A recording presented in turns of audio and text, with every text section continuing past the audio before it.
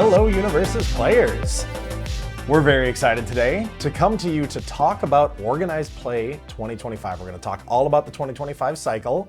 Super excited to bring the information to you. But before we get to that, we're going to do some introductions because some of you may not have met half of this group.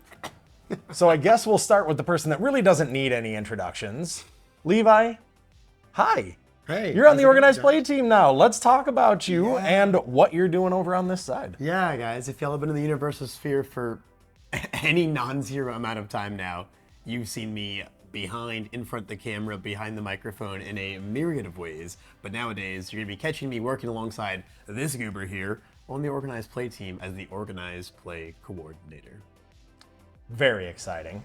So Levi is bringing a lot to the table. I'm super excited to have him on my team.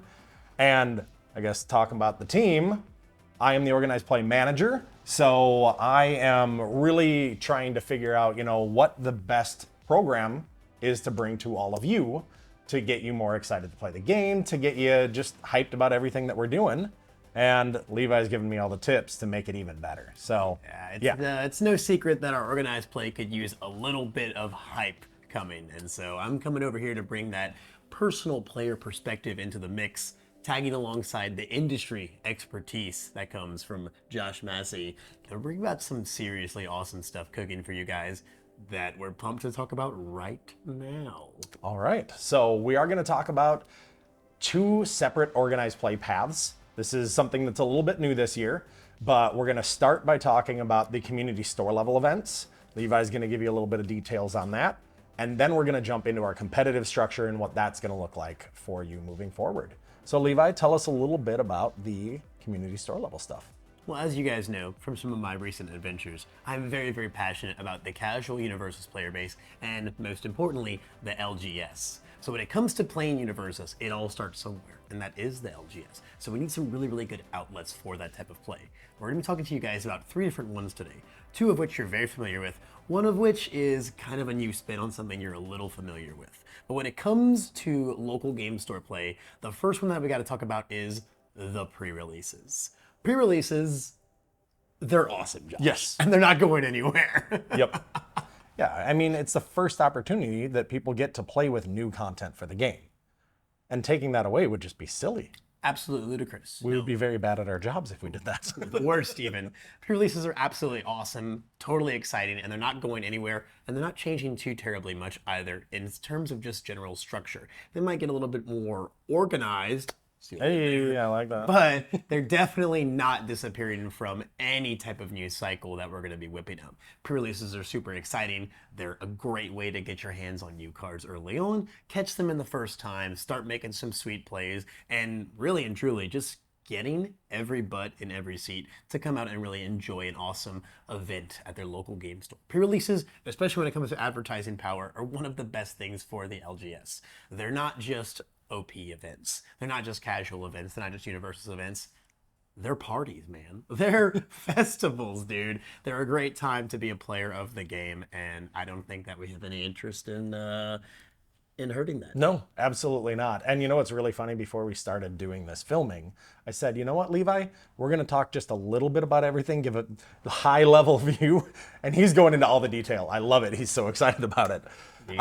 So yeah, that's step one for community store level. Next, we've got our weekly events. We've got our weeklies, guys. Come on now. This is your bread and butter local level play. Now, in the past, we've had many different types of promos and different incentives associated with those. And while we don't have any exact details to share in this video, weekly play incentives aren't going anywhere, and they're just going to get bigger and better. Yep.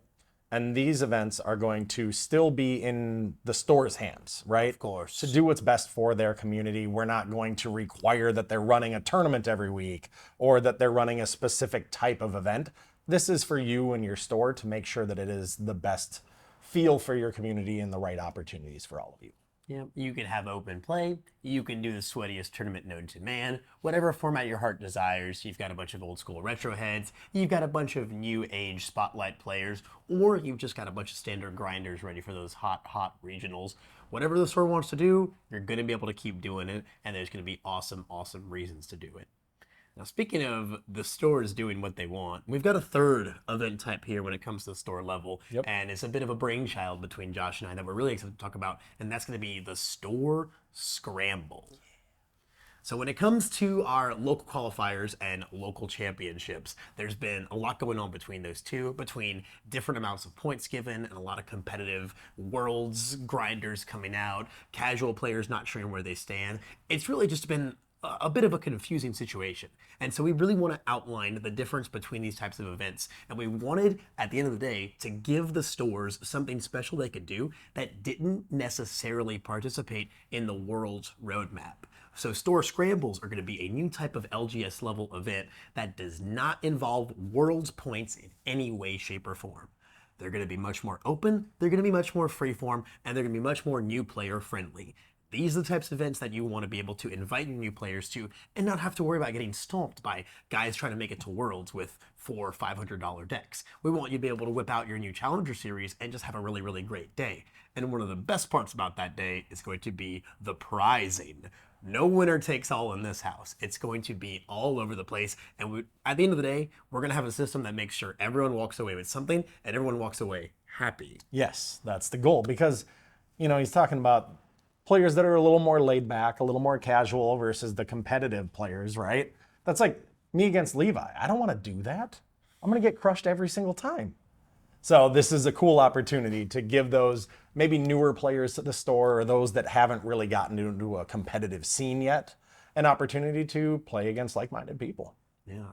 And on the same side of that spectrum, the prizing is going to be awesome enough to take even the sweaty competitive grinders like I would be in this scenario and still give you a reason to play, aside from just coming out and supporting your local scene. These types of events are just going to be really, really, really open and really, really friendly to the stores. And we're going to encourage that a lot. We want the stores to still be able to do what they want when it comes to these, but we want to make sure that the message comes across that these are the great, great opportunities to bring some of your newer folks in. In that same avenue, you're gonna be able to run these events as stores however you want, but maybe you might be a little more inclined to do something like a bit more of an open tournament structure. When it comes to formats, maybe you want to throw a little bit of recent set spotlight into the mix so it's easier for some of those new players who have just picked up, certain challengers. Speaking of challengers, you can even run maybe a challenger deck only event. What if we all just threw down with only Godzilla and King Ghidorah decks? You're gonna be able to do these however you want, and the point is that it's going to be a type of an event that you can proceed with as your local game store that just says, hey, new players, relax, kick your feet up, take it easy, and just enjoy a nice day of Universus at the store in a really, really, really fun way. Yeah, perfect. All right, so from the image that you saw, this is what our casual structure looks like, our community store level stuff. So now let's talk about competitive. Ooh, the heat. Yeah, competitive is going to look a little bit different. For those of you that are paying attention to the image right now, you will notice that something's missing. So we're going to start by talking about that. So we are removing the national tier of events for the 2025 cycle. We have talked about it. We have many reasons for doing so, but the largest of those reasons is really if you look at nationals for the 2024 cycle, what we're currently in the midst of, they really don't feel all that different from the regionals aside from the number of people that they're inviting. But because we're changing the invite structure, which we will talk about shortly, that doesn't really add enough to it. So what we really want to focus on is we want to focus on the regional tier of events. We want to make them more of the word I just used, actually. They're more events. I want them to be focused around fun, exciting things and also a tournament, right? This isn't just a regional tournament, it's a regional event. We'll talk a lot more about that as we do future videos and future articles to give you more detail on that because we don't want to spoil everything today. Oh, definitely not. Oh, you hear that, Josh? That's the elephant in the room. Yeah, Nationals being gone, it's a big deal, guys. And it's going to seem pretty crazy to a lot of you guys, but this is not some Josh Massey stepping in and upheaving the entire structure on a whim. This is a big, big change, but it's one that I'm personally in big support of. It might seem crazy, especially given that some of our previous nationals have been some of our most successful and most populated events of those competitive cycles. But just depending on how the structure of those events paved out, it didn't always feel like a proper roadmap. One event didn't quite get you to the other, and generally the success of those nationals wasn't necessarily as dependent on their quality of an event as a whole, and if anything, were more propped up by what they took away from the other events. So instead of giving you guys one awesome record-breaking 400-man nationals a year, if we can go and pump 8, 9, or even more regionals of a similar quality throughout the year, it sounds a lot better, doesn't it? Absolutely. Absolutely. So when I was talking about the nationals going away, we talked about the invite structure, right? Because that's the thing for this year. Nationals award more invitations to Worlds. So let's talk a lot about champion points and what they're going to look like next year before we get too in the weeds about what our other competitive events are going to look like for this cycle. So champion points are going to be treated a little bit differently. This year we have invites going to players for winning a regional, for being in the top at a national, and then for the highest point count throughout the full season, right? So like Levi talked about earlier with some of the local events giving points, we're changing that a bit for next year, and we are going to only give points at our competitive structure events. So these points are going to be very interesting. We're going to use an example right now. None of this is set in stone, but let's just say you need 50 points to attend the World Championship. Okay? So when you go to these champion level events, these championship events, you are going to be earning champion points for every event that you go to. You'll get a couple just for attending, and then you'll get more for doing well in the event. So I'm using a 50-point system again, but let's just say you win, a local championship, which is going to be one of our competitive events. If you win a local championship, you will earn 10 points, right? So that's great. You've earned 10 points. You are 1/5 of the way to earning an invitation to the World Championship. Maybe all you can do are local championships through the year, and you have the ability to travel to a few stores within decent driving range, and you're able to earn your invitation. That's perfect. You've got your invite.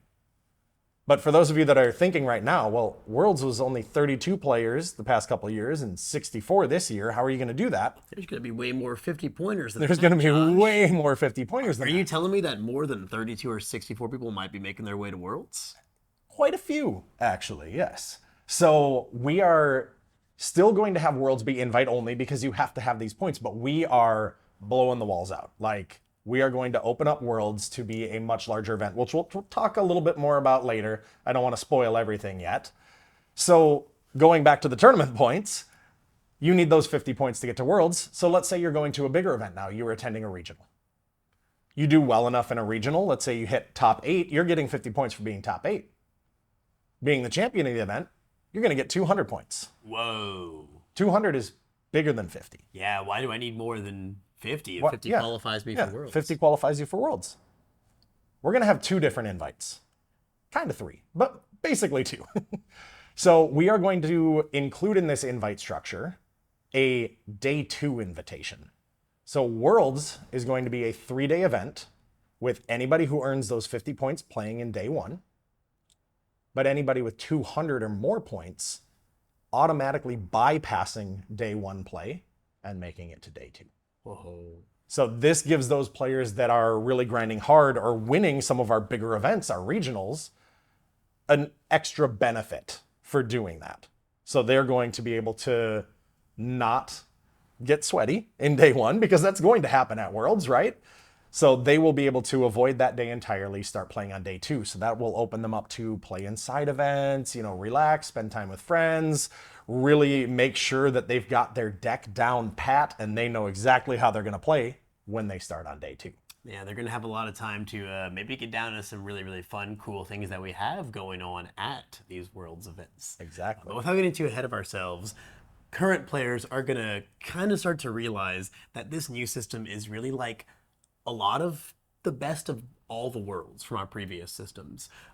Before we had nationals, right? As of last year, biggest event, you had to qualify to it, but as long as you were like really putting your mind to it, most people could get there. That's really how Worlds is going to feel next year too. As long as you're putting in a reasonable amount of effort, you're going to be able to get into that day one of Worlds. And then you're going to see how, like in our previous point system, winning a regionals, basically the way it mathed out, got you an invite to Worlds. Well, now it still will, but it's going to get you this 200 points threshold, hypothetical numbers once again. It's going to get you to this 200 point threshold where you're going to auto qualify for day 2. So you're getting this super invite to Worlds. So there's still a reason to do really, really well. That way you can get as far into Worlds automatically. But if you're just hitting that bare minimum, you're still going to this event. It's not going to be this private little party anymore. Yep. So now let's talk about the pseudo third tier. Yeah. So just pseudo's a good word. Yeah. Very, very high level with this one. For those players, again, like, sure, you make day 1, you got your 50 points, you can call it, and you can go to Worlds. You want to make day 2, get your 200 points. Why do I need more than 200 points? Right? Because I'm at day 2. Why would I want to go win a second regional? I'm not going to win a second regional. One of you can. But if you have the highest total throughout the year, and you are amongst those players with the highest total, we're going to pay your airfare and your hotel to get to the World Championship. So for those that are the best of the best, the cream of the crop, if you will, they're going to get a full paid invitation from us and still get that day 2 play, but have everything, their accommodations paid for them. Basically, you're going to get the year 1 Worlds treatment. Right? It's, as you can see, we're continuing this system of looking back at our previous years, taking what worked, and then bringing it into a more sensible overall system. Yep. And we're very excited for it. And we showed you the picture of the cycle a while ago, but we've been talking about a lot of things that aren't in that image. So let's actually talk about those things now, starting with the local championship. So the local championship, Levi talked a lot about the store scramble being the more laid back store level event. We still want to keep competitive play at the store level as well.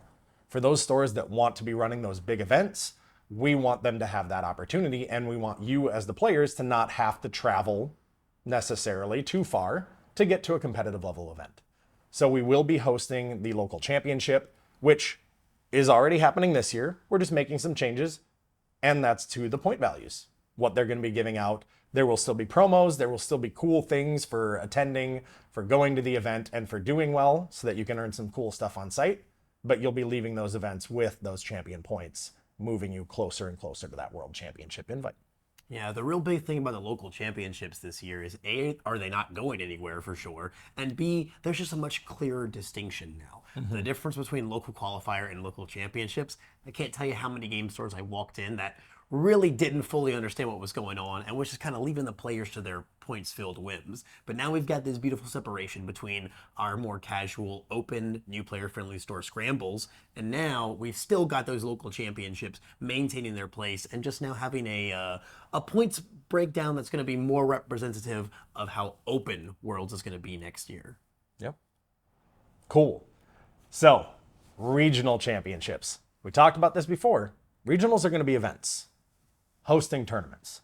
So one of the big changes to this, otherwise really not too many changes, right? If you want to play in a regional, you go, you attend the tournament, you do well, you get a bunch of points, and you get to go to Worlds once you obtain enough points. But we're turning these into events. We want you to have more to do. We're going to give people opportunities to go to these events just to play inside events. We're going to provide additional content for people to enjoy. That's my favorite word. Yeah, I know you love content. So one of the big things that we're going to be doing for these events that we've tried in the past, but I think we're going to really perfect through this regional cycle, going to be prize walls. So yeah, we're going to be offering you the opportunity to pick the prizing that you want. And prize walls for many games and for many other structures really only tie into side events. You play in side events and you get tickets and you go turn them in for whatever you want that's on the prize wall and available.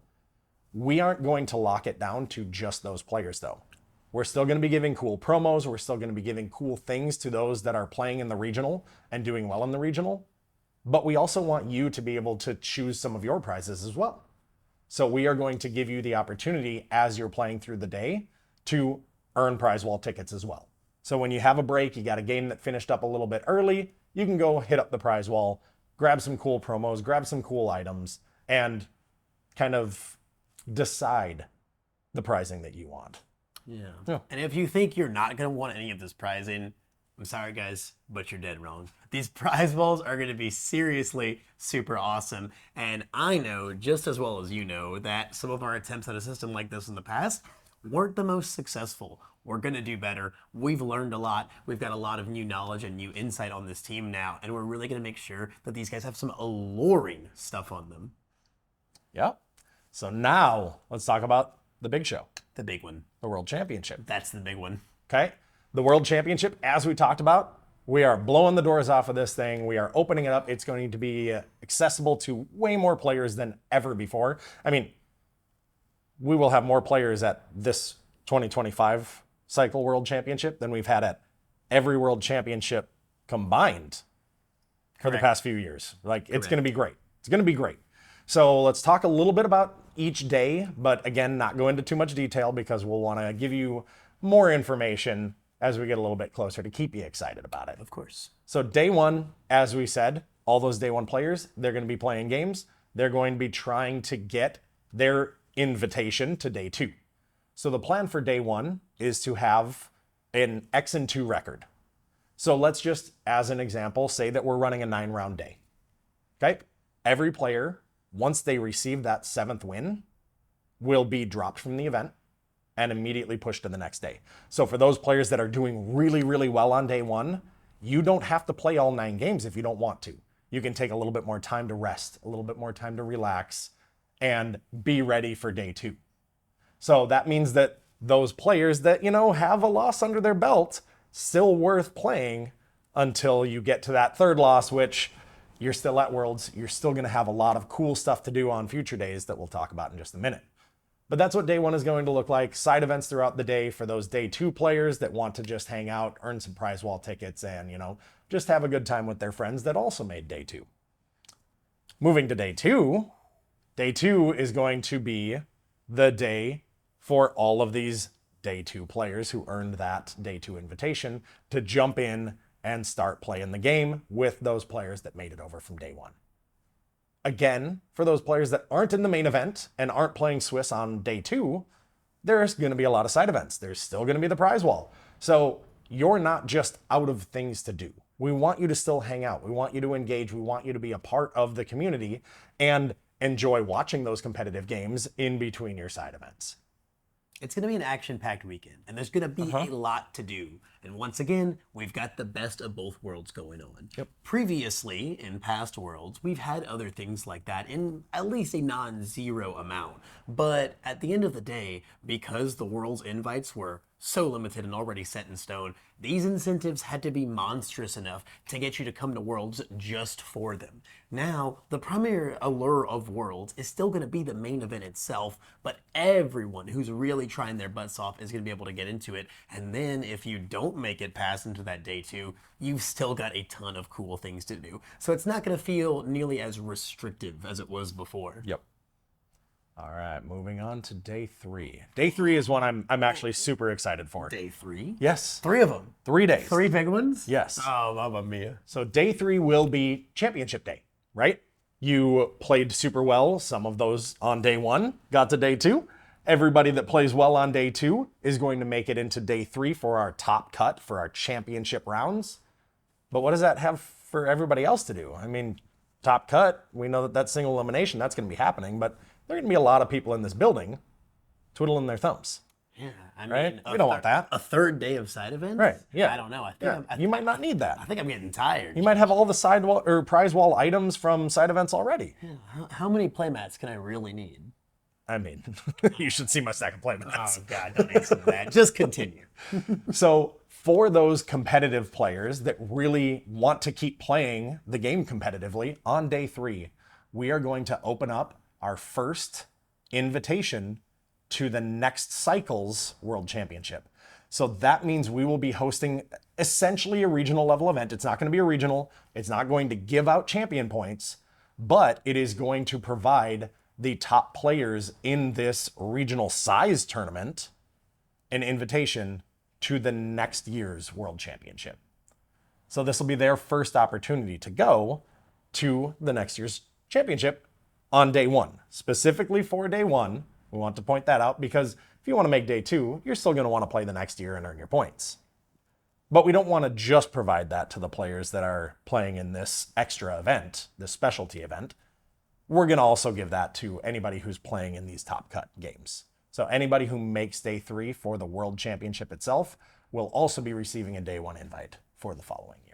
And that is a seriously awesome opportunity. Again, these are not points. They're not gonna get you to day two or help you pave your way to day two next year. It's strictly just to get in at the base entry level. But it still paints a really great timeline is if you made it to Worlds one year, you're probably good enough to make it to another year. Probably.